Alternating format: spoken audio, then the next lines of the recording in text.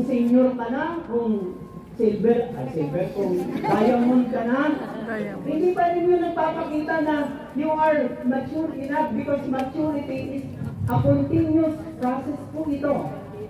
Wala pong hinto, wala pong tigil ang pag-unlad sa sarili. Kapag naglagay ka po sa sarili mo na enough, sapat na ito, okay na ito, tama na ito, sapat na ito, then wala ka ng lugar o place para mag-improve, mag-excel.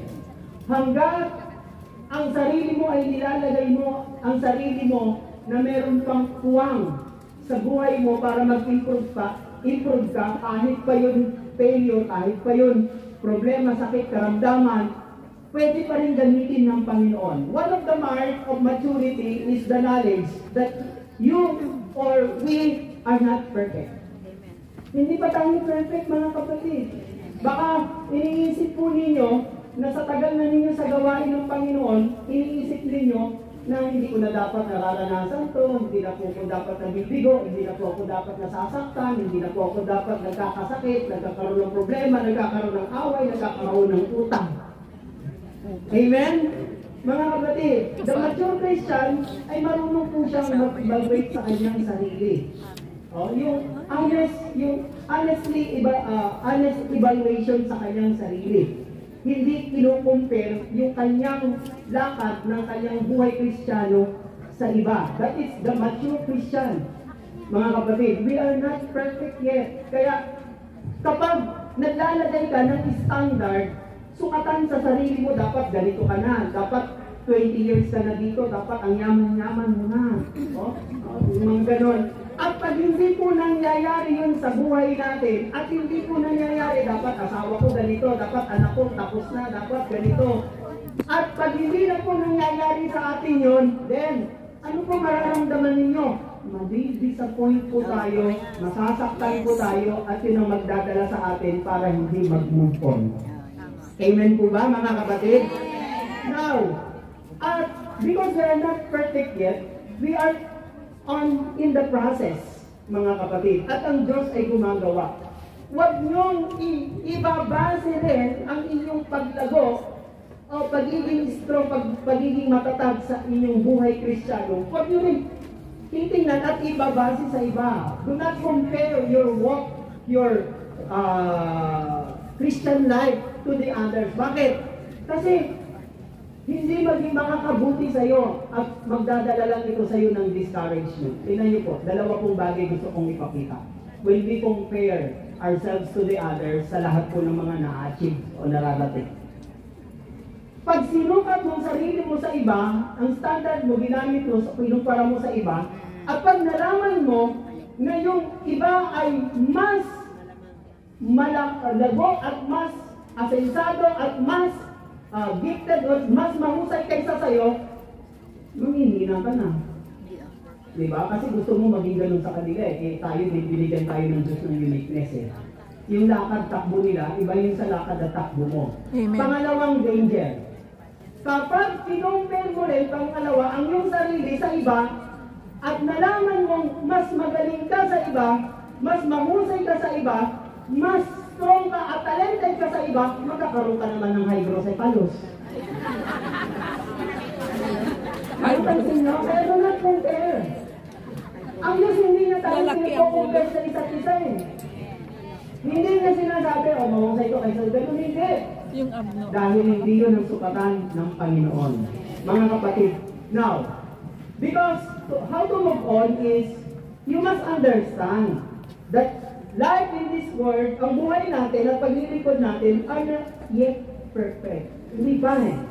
There is a room or place for improvement and you have to accept. Tanggapin mo po yun. Ang isa po sa freedom, paglaya ng isang tao para hindi po siya nababalahaw, hindi po siya na-i-stuck, hindi po siya na-i-stagnant. Ang isa po sa pinakamahalaga is acceptance. I remember nung nag-seminar kami kay Bishop Ted Bacani, sabi niya, ang isang paglaya ng isang tao ay sa pamamagitan ng pagtanggap. Acceptance of what?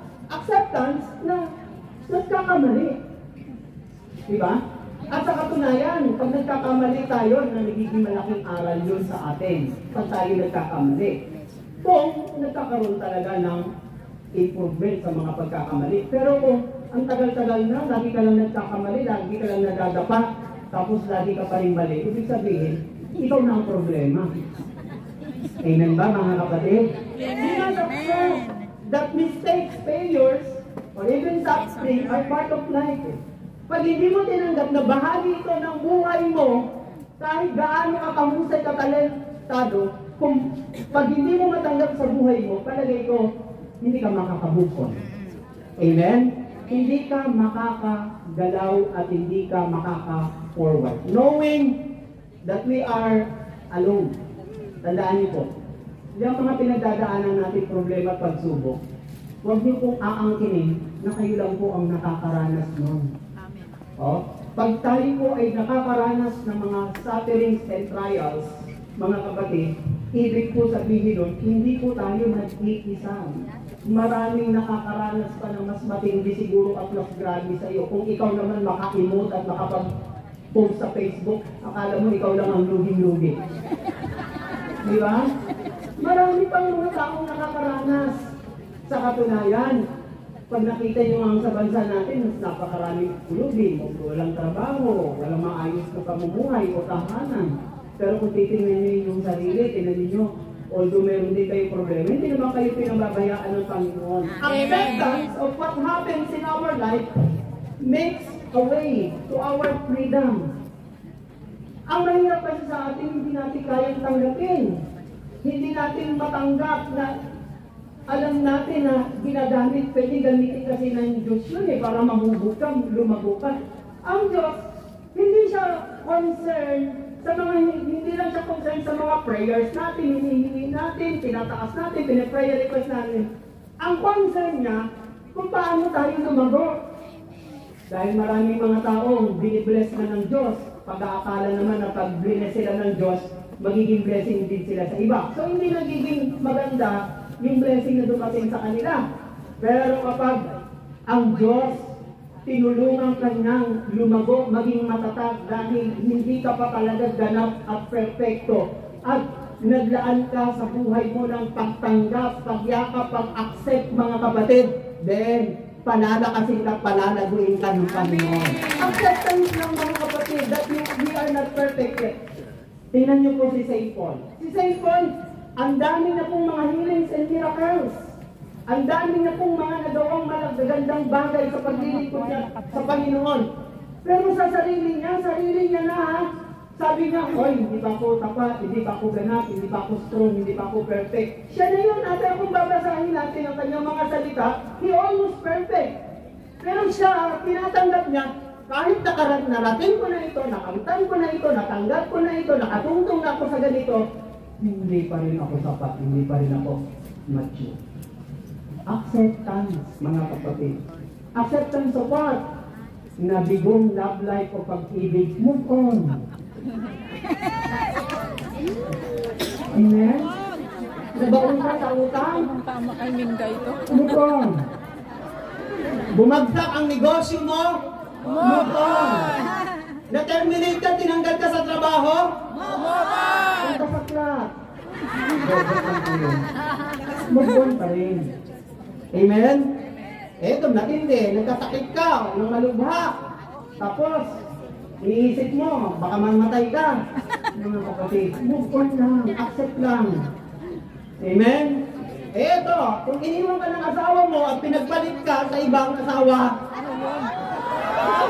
parang sila umamog on mo. So, diba? Isipin mo nga naman, mga kapatid.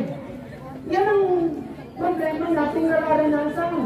Nagsikap kayo dito sa Hong Kong, nagtiis, nagtsaga, pati yung homesick, pati yung pagtrato sa inyo ng inyong mga amo. Tapos yung mga kasamahan pa natin sa gawain ng Panginoon, mga kapatid. Tapos yung inyong mga asawa, mga anak, nagpapakaligaya, nagpapakasarap. Kayo nagtitiis at nagtsatsaga. Dadalhin nyo ngayon yun. Kikim-kimin nyo ngayon. Bakit? Kasi gusto niyo na maging ganito sila, ganito gusto niyo para sa kanila. At pag hindi nangyayari, mabibigo kayo, masasaktan kayo, mga kapatid. Bakit? May kanya-kanya tayong buhay kahit asawa, anak, magkakapatid. May kanya-kanya silang lakad, mga kapatid. May kanya-kanya silang Tayo ay may kanya-kanyang lakad na ginawa ng Panginoon, mga kapatid.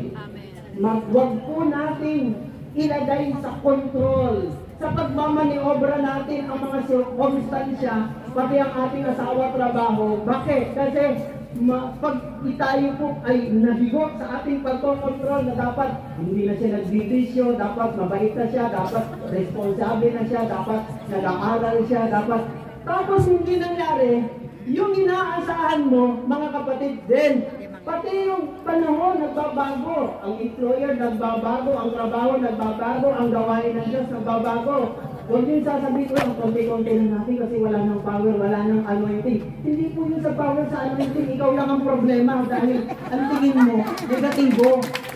Huwag mo kung Amen! Kasi ang Diyos, nagbabago ang mga panahon, pero meron tayong Diyos na hindi nagbabago. Panahon na nagbabago, gawain na nagbabago. And you must accept it, tanggapin talaga mga kapatid, upang hindi tayo ma-disappoint kasi nagdadala sa atin ng disappointment. Pangalawa, how to move on, you must have a strong determination. Ang salitang determination ay pagpupunyagi.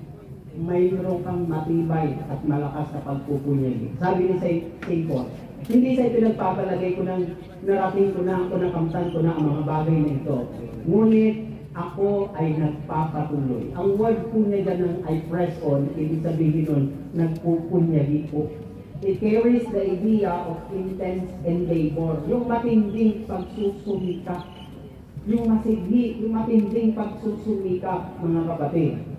Tayo po ay nagiging successful sa ibang mga bagay na hinahangad natin.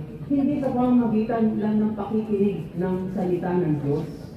Although mahalaga ang pakikinig ng salita ng Diyos or attending seminars o mga lecturers para ikaw ay maging successful, pasok ka sa networking, para maging successful ka, mag-seminar ka. Hindi lang yun mga kapatid. O manood ka sa television, o panoorin mo yung mga taong, mga expert na nag-a-advise, mga kapatid, sa financial, sa health, o kaya sa mga reading books, bibili kayo ng mga books para alamin ninyo, sa mga magazine, para alamin ninyo yung mga secrets ng mga taong naging mga matatagumpay, mga kapatid.